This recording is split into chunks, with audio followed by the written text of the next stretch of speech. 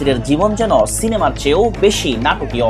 এই স্ত্রী তামিমাকে নিয়ে বহুবার হয়েছেন খবরের শিরোনাম। এবার বিতর্কিত প্রেম ও বিয়ের গল্পে যুক্ত হয়েছে নতুন মোড়। অন্যের স্ত্রীকে বিয়ের অভিযোগে দায়ের হওয়া মামলায় শেষ হয়েছে সাক্ষ্য গ্রহণ। এই মামলায় কন্যা শিশু সহ 10 জনের সাক্ষ্য নিয়েছে আদালত। 2021 সালে রাকিব হাসান বাদী হয়ে মামলা দায়ের করেন তামিমা সুলতানা এবং নাসির হোসেনের বিরুদ্ধে। মামলায় অভিযোগ ছিল তামিমা সুলতানা তাকে ডিভোর্স না দিয়ে নাসির হোসেনকে বিয়ে করেছেন। 2023 সালে এই বিচার কার্যক্রম শুরু হয় এবং আমরা মোট 10 জন সাক্ষীকে এখানে সাক্ষ্য হিসেবে উপস্থিত করি। এর মধ্যে রাকিব হাসান নিজে একজন সাক্ষী। এছাড়াও তাদের যে মেয়ে তুবা, সে তুবা এসে মায়ের বিপক্ষে সাক্ষী দেয় এবং পরবর্তীতে আমরা আরও কিছু সাক্ষী আনেন, নিরপেক্ষ সাক্ষী যারা সরকারি সাক্ষী। গেল 28 এপ্রিল নাসির ও তামিমার আত্মপক্ষ শুনানির দিন ধার্য ছিল। তারা দুজনে আদালতে হাজির হন। মামলা শুনতে বিব্রত বোধ করেছেন আদালত। পরে আইনজীবীদের সম্মতিতে মামলাটি বদলির আদেশ দেওয়া হয়। এদিন বাদীপক্ষের আইনজীবী ইশরাত হাসানের বিরুদ্ধে আদালত অবমাননার অভিযোগে একটি আবেদন করেন বিবাদী পক্ষের আইনজীবী আজিজুর রহমান দুলু। অন্যদিকে বাদীপক্ষের আইনজীবী আদালতে অভিযোগ করেন আসামি পক্ষের আইনজীবী আগে বাদীপক্ষে মামলা পরিচালনা করেছেন।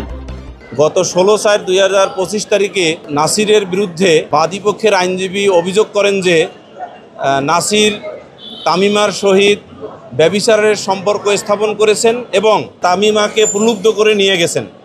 এই দুটো বিষয়ে কিন্তু আদালতের সাবজুডিস ম্যাটার, অর্থাৎ আদালত এটা ফাইনালি উভয় পক্ষের সাক্ষ্য গ্রহণ শেষে রায়ের মাধ্যমে নির্ধারণ করবেন যে আদৌ নাসির তামিমাকে প্রলুব্ধ করে নিয়ে গেছেন কিনা এবং অবৈধ বা ব্যভিচারের সম্পর্ক স্থাপন করেছেন কিনা।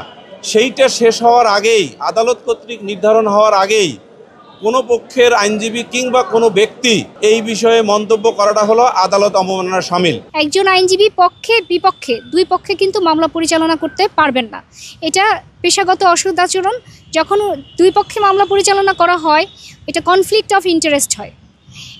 সেই ক্ষেত্রে চাইলে যিনি ভুক্তভোগী তিনি আমাদের বার কাউন্সিলে অভিযোগ করতে পারেন এবং যেখানে মামলা পরিচালনা করছেন আদালতেও অভিযোগ উপস্থাপন করতে পারেন। এটা তার অধিকার যে তিনি চাইলে আইনজীবীর পেশাগত অসদাচরণের জন্য অভিযোগ দায়ের করার সুযোগ রয়েছে।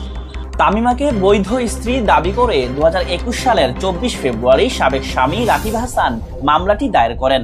মামলায় বলা হয় তামিমা তখনও তার বৈধ স্ত্রী। 2021 সালে তাদের বিয়ে হয় এবং একটি কন্যা সন্তানও রয়েছে। কিন্তু 2021 সালের 14 ফেব্রুয়ারি নাসির তামিমার বিয়ের ছবি সামাজিক যোগাযোগ মাধ্যমে ভাইরাল হওয়ার পর তিনি পুরো বিষয়টি জানতে পারেন। রাকিবের দাবি তামিমা তার সঙ্গে বৈবাহিক সম্পর্ক বজায় রেখেই নাসিরকে বিয়ে করেছেন, যা ধর্মীয় ও রাষ্ট্রীয় আইনের পরিপন্থী। এমনকি তিনি দাবি করেন নাসির প্রলোভন দেখিয়ে তামিমাকে নিজের কাছে নিয়ে গেছেন। এই ঘটনায় তার ও তার সন্তানের মানসিকভাবে চরম বিপর্যয় নেমে এসেছে। তার সামাজিক অবস্থানেও ধাক্কা লেগেছে, যা অপূরণীয়। সত্যটা আবারও বাইরে চলে আসলো যে তারা এই কোর্ট থেকে অন্য কোর্টে গেল। তো ওই কোর্ট থেকেও যে আমাদের পক্ষেই তারা রায় দিল। তো ইনশাল্লাহ আমরা আশাবাদী যে এটার শেষ পর্যন্ত আমরা একটা ন্যায় বিচার পাব। মামলা লড়তে গিয়ে আপোষ না করায় হুমকি এবং মারধরের কবলে পড়ার কথাও জানান বাদীপক্ষের আইনজীবী ইশরাত হাসান। আমাকে সরাসরি বলে এই মহিলা এই মামলা চালিয়ে বিরক্ত করছে, এই মহিলা বেশি বেশি করতেছে, এই মামলা চালায়, এই বলে ধরেন মারতে চলে আসতেছে। তখন অন্যরা গিয়ে আটকাচ্ছে। যখন সরাসরি আপনাকে বলছে আপনি এই মামলায় ঝামেলা করতেছেন, তাহলে এক্সপেক্ট করতেছে আপনি এই মামলা থেকে চলে যান। আমি তো গত 4 বছর ধরে মামলা চালিয়েছি।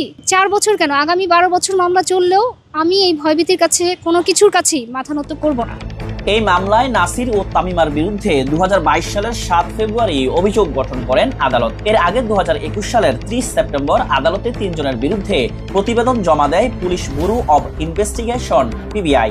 2022 সালের 9 ফেব্রুয়ারি একই আদালত নাসির ও তামিমার বিরুদ্ধে অভিযোগ গঠনের মাধ্যমে বিচার শুরুর আদেশ দেয়। তবে নাসিরের শাশুড়ি সুমি আক্তারকে মামলা থেকে অব্যাহতি দেওয়া হয়। এই মামলায় আদালত মামলা গ্রহণের পরে মামলাটি PBI-কে তদন্তের নির্দেশ দেয়। PBI দীর্ঘ 6 মাসের উপরে তদন্ত করার পরে আদালতে চার্জশিট দেয় নাসির হোসেন এবং তামিমা সুলতানার বিরুদ্ধে এবং PBI এই মামলায় প্রাথমিক সত্যতা পায়। এদিকে নেটিজেনরা বলছেন আত্মপক্ষ সমর্থনে কি বলবেন নাসির ও তামিমা? সম্পর্কের পেছনের গল্প শুধুই কি ভালোবাসা, নাকি এর ভেতরে লুকিয়ে আছে অন্য কোনো ধোঁয়াশা? সেই উত্তর এখন জানার অপেক্ষায়।